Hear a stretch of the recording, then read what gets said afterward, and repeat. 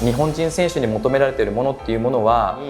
最初は半信半疑で始めた仕事だったんですけども、僕大学卒業と同時にですね、当時はまだチームは決まってなかったんですけども、本日は企業様とのコラボ企画として、いつもお世話になっている真野さんをお呼びしております。よろしくお願いします。よろしくお願いします。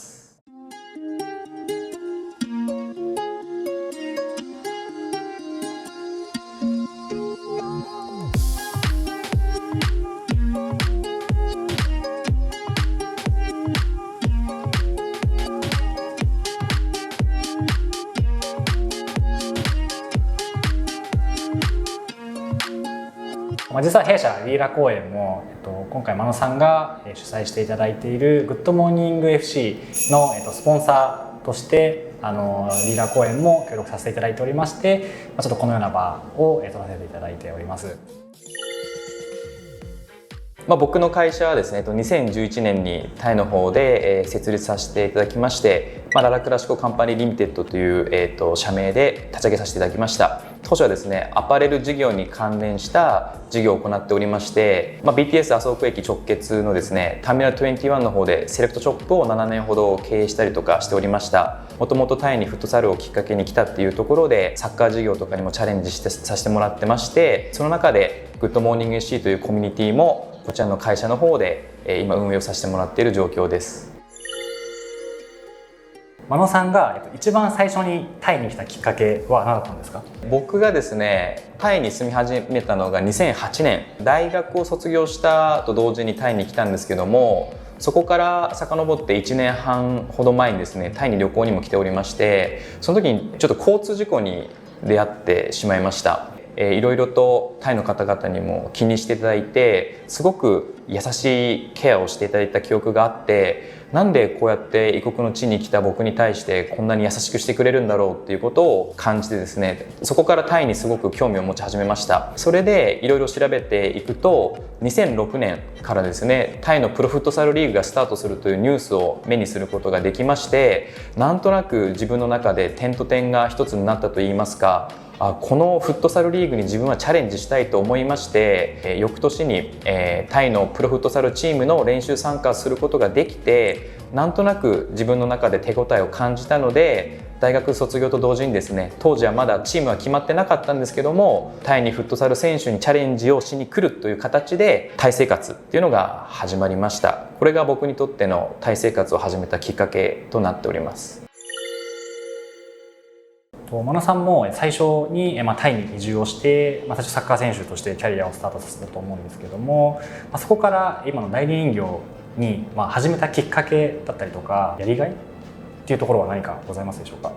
もともと僕自身はタイにはですね、フットサル選手として来てるんですけども、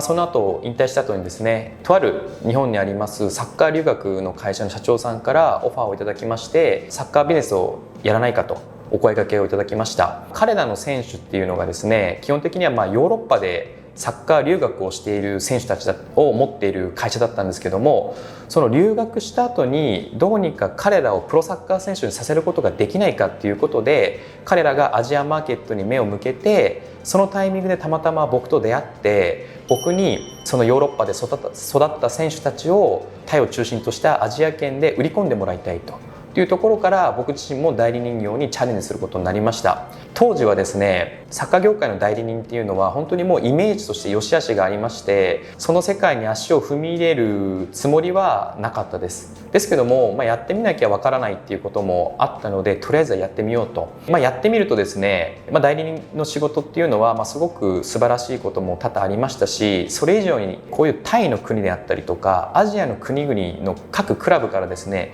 たくさんの日本人選手の需要があるっていうことに気づきました。日本人選手がアジアに来たいっていう気持ちがあるっていうことは、僕自身も選手だったので、同じ志を持っていたとは思うんですけども、それ以上に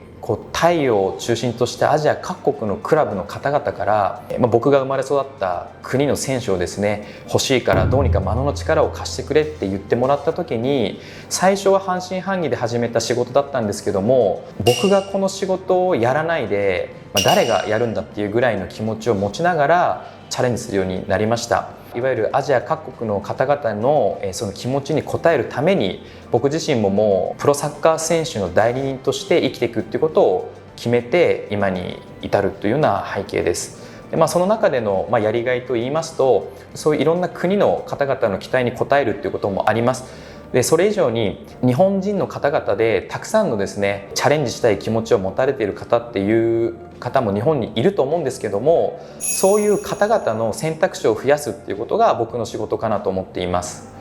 何かをやりたいと思っている人たちが、日本の方ではその夢目標を達成することが難しいかもしれないと考えていたとしても、彼らの持っているものを求めているアジアの企業であったりとか、サッカーでいうとクラブであったりとかっていうのが実際存在しています。なので、僕にとってはサッカー選手っていうものが、いわゆる、一緒に仕事をするパートナーなんですけども、海外就職の世界でいうとリーラ公園さんのような企業さんがあることによって、そういう夢目標を達成するっていうことをですね、日本だけじゃなくて海外にも裾野を広げながらチャレンジするきっかけっていうのを一緒に作っていくことができると思うので、サッカー選手の代理人であったりとか海外就職のチャレンジを支えるパートナーとしてリラ公園さんの存在っていうのはもう本当に心強いものだと思うので、僕自身も、この仕事っていうものをもっともっと極めていきたいなと今は思っているところです。ありがとうございます。熱いですね。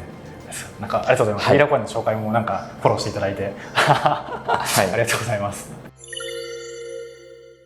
今回サッカー選手の代理人業をしているということで、人材紹介とサッカー選手の代理人というところで、弊社リーラ公園もクライアント様の要望に合った人を探すですとか、求職者様にお仕事をご紹介するなど、業務内容は比較的真野さんのサッカー選手代理人とすごく似てるなとは思うんですけれども、サッカー選手代理人業ならではの面白さとかっていうのは何かございますか？サッカー選手の代理人業っていう仕事はもう本当に全て僕にとっては楽しいことといいますか、やりがいがたくさんあるような仕事になっています。自分として楽しいといいますか、やりがいを感じる時っていうのは、やはり自分のメインターゲットはアジア各国に散らばっているプロサッカークラブに対して日本人サッカー選手を提案をして契約をしてもらう仕事なんですけども、リーグクラブの方々から日本人選手を求めてもらったり、その中で適している人材を僕が提案をして新しい契約が生まれて、その選手が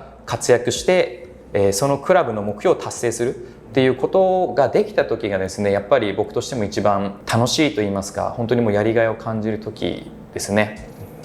弊社と一緒ですねはい。今タイリーグのレベルっていうのは、東南アジアでいうと、どのような位置にいますでしょうか？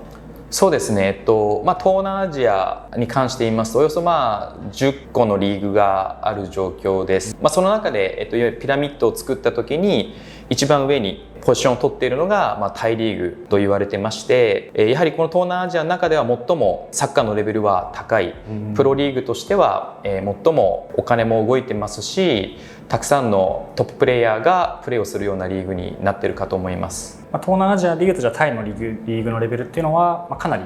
高いトップに位置しているとしてもそうですね、はい、これがですね、いわゆるタイのサッカーのお話をさせてもらうときに、クラブチームで話をするのか、あともう一つは代表で話をするかによってちょっと変わってくるところがあります。今はですね、代表レベルで言いますとベトナムのサッカーがすごく伸びている状況なんですけども、クラブチームに関して言いますと、いわゆるローカルの選手、タイであればタイ人の選手たちプラスアルファ外国人選手たちの力も加わって、そのリーグクラブの力っていうものが測れるかと思います、はい、そういうことを考慮した時にタイのサッカーっていうのはたくさんのお金が投資されている状況なので、ベトナムのサッカーいわゆるローカル選手だけの力でいうと最近はベトナムの方が少し伸びている状況なんですけども、そこに外国人選手の力が加わるとタイの方が少し盛り返してくるかなっていう状況が近年のこの東南アジアのサッカーの状況かなと思っています。なるほど。もうベトナム人とタイ人で言いますと、やっぱその体の大きさとか体格とかもそこまで変わらないイメージはあるんですけども、なんかそこでベトナム人の方がちょっと上になってきてしまっている背景とかっていうのはなんかありますか？そうですね、背景としてはいくつかあるかなと思うんですけども、僕個人が思っていることはですね、およそ4、5年ぐらい前まではもう確実にどのカテゴリーもタイの人たちの方が代表でもクラブチームでも圧倒的に勝っていたかなと思っています、ですけどもタイの文化といいますか歴史といいますか、頂点に立った時にさらなる高みに行けるかどうか、ビジョンを持ったりとか、行動ができたりするのかっていうところで少しタイサッカー界はあぐらをかいてしまったのかなっていうふうに僕自身は考えてまして、その間にですねベトナムサッカー協会に関して言うとタイのサッカーを追いつき追い越せっていうことでもう本当に日々努力をしていまして、いわゆる A 代表であったりとかトップレベルだけじゃなくてアカデミーもそうですし、男子だけじゃなくて女子もそうですし、サッカーだけじゃなくてフットサルに関しても本当全ての分野で小さな努力を積み重ねていって、今そのローカルレベルだけで言うと少しタイよりも上に行ってしまったのかなっていうのを僕は感じました。そういった背景の中で、今回真野さんのエージェント業というところにもつながるんですが、アジアでは助っ人外国人として、日本人プレイヤーがいらっしゃると思うんですけども、タイリーグで言えばどのような選手が今求められている傾向にありますか？そうですね、まずは、ローカル選手にないものを外国人選手で補うっていうことが求められる条件になるかなと思います、タイ人の特徴としては小さくて速くて足元がある上手な選手が多い印象なので、外国人選手に求められるものは比較的体が大きくて、なおかつ前線のポジションであればしっかりとゴールを取れる選手、後ろの選手であればそのゴールを取るような選手をしっかりと抑えれるような、ヘディングが強かったりとか体の強さがあるような選手が求められています。その中で日本人選手に求められているものっていうものは、前線であったりこの後ろのポジションに関して言うと、同じアジア人でも近年で言うと韓国人やイラン人の方が体が大きかったりするので、日本人は比較的中盤に位置をしながら90分間しっかりと集中力を高めながら安定的なプレーができるような選手が求められている傾向が強いかなと個人的に感じております。そういった中で、日本国内からタイだったり東南アジアでサッカー選手としてチャレンジしてくる方がいると思うんですけども、そういった方たちはどのようなキャリアを持っている方が真野さんのもとに連絡が来る傾向がありますか？はい、もうここに関して言いますとキャリアの幅っていうのはすごく広い状況でして、もう上を見れば現役の日本代表の選手から連絡が来るっていうことはあまりないですけども、 A 代表のキャリアを持っている選手から連絡が来るっていう場合もあります。この場合は選手本人から直接来る場合もあれば、そのエージェントが持っている日本代表の選手のキャリアが、プロフィールが僕の方に届く場合もあります。それ以外にも、最近多いのは大卒の選手であったりとか高卒の選手で、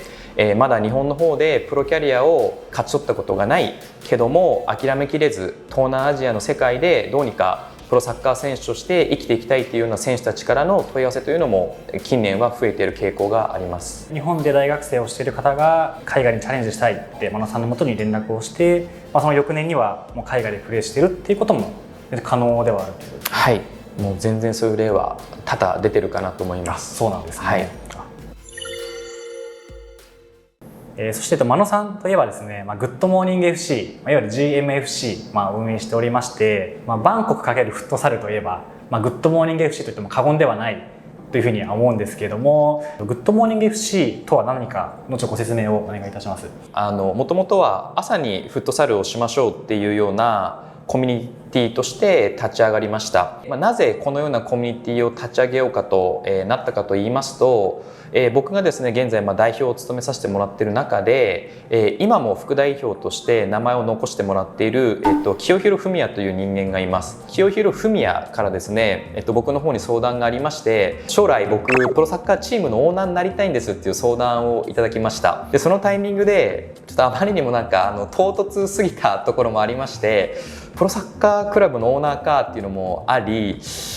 プロじゃなくてもいいから何かそういうアマチュアのチームとかコミュニティとか一回作ってみて、いろいろとシミュレーションしていくのもいいんじゃないっていうところから、じゃあ何か作っていこうっていうので、たまたま、2014年の6月にですね、ちょうどその年がワールドカップイヤーだったんですけども、ちょうどワールドカップもあった時に相談をいただいたので、本当もう周りにいる人たちにお声掛けさせてもらって、もう個人フットサルっていう形で指導して、それが朝にですねボールを蹴ったっていうきっかけもあってグッドモーニング FC っていう名前を付けさせてもらったっていうのが、グッドモーニング FC が立ち上がった理由、そしてそういうネーミングになった理由ですね。これグッドモーニング FC の特徴とかコンセプトっていうのはいかがですか？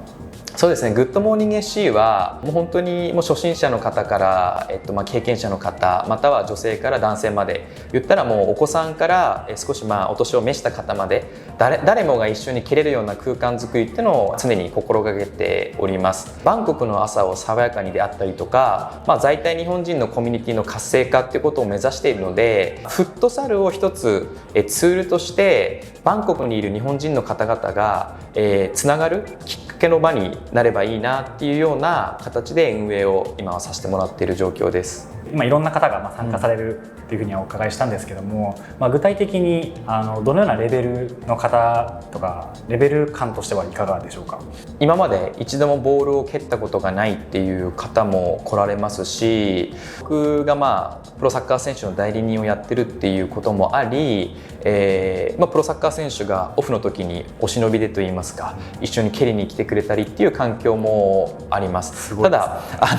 プロサッカー選手の方々に言ってるのは、あまり経験がないような方々が楽しめるような空気感作りといいますか、ボールを触るのがちょっと怖いな、不安だなって思ってる人もですね、一緒に楽しんでもらえるように、上手にサポートをしてもらえるように、一緒に参加をしてもらえますかっていう形で、事前に話をしているので、彼らが本気でシュートをバチンって打つようなことっていうのはないかなと思います。フットサルスタートでビジネスの発展するようなことも全然よく聞きます。そうですね、本当にありがたいことで、やっぱ人と人がつながることによって皆さん何かしらビジネスであったりとかっていうものをされている状況なので、そこから発展していって、お仕事につながっていってるっていう例は聞いてますね。報告いただいております。日本在住者の候補者様の方で、結構趣味がサッカーですとか、フットサルです、タイバンコクでサッカーできる環境ってありますかっていうのは結構聞かれることが結構あるんですけども、そういったバンコクではサッカーフットサルに関してはもういつでもできますよっていうところは？そうですね、はい、ここまでフットサルの環境が整っている、海外、日本以外の国っていうのはもうなかなかないかなと思ってるので、バンコクにいらっしゃってボールを蹴りたいと思っている方がいらっしゃるんであれば、本当にそこに関しては心配なく、日本以上の環境があると言っても過言ではないような気がします。もう家から少しタクシー乗ってすぐのところにコートもありますそうですね、はい。今後グッドモーニング FC や、サッカー選手の代理人として、今後の展開などがあればぜひお願いいたします。はい、サッカー選手の代理人としては、サッカーでアジアを笑顔にという理念のもとで活動させてもらっております。なので、一人でも多くの日本人サッカー選手をですね、アジア各国のプロリーグに送り出させていただいて、そういう国々の人たちにですね、喜びを届けたい。僕の選手がですね、ゴールを取ればクラブの人だったりサポーターの人たちがたくさん喜んでくれると思っているので、そういうことを実現していきたいなと思っています。グッドモーニング FC に関して言いますと、やはりタイにいる皆さんで、タイにどれだけ恩返しできるかということにフォーカスしながらチャレンジしていきたいと思っているので、まずは在体日本人のですね、皆さんにたくさん来てもらいたい。そのためには現在は年間おおよそですね5000人ほど延べ人数で来ていただいているんですけども、まずはその人数を1万人まで増やしたいと思っています。で、人がやはり増えることによってたくさんのことが生まれると思っているので、そうするとまた僕たちがお世話になっているこのタイという国に恩返しができると思っているので、それを実現していきたいと思っています。あとはリラ公園さんに大変グッドモーニング C もお世話になっているので、このタイの国でチャレンジをするという時にですね、新たな仕事を探したいとかっていう方がいらっしゃったら、その方たちの力にリラ公園さんにもなっていただきたいと思ってますので、ぜひその時は梶原君改めて力を貸してください。よろしくお願いします。お願いします。リーラ公園では海外で働く、生活するをテーマに毎週動画を配信しております。チャンネル登録と高評価よろしくお願いします。次回もまた見てください。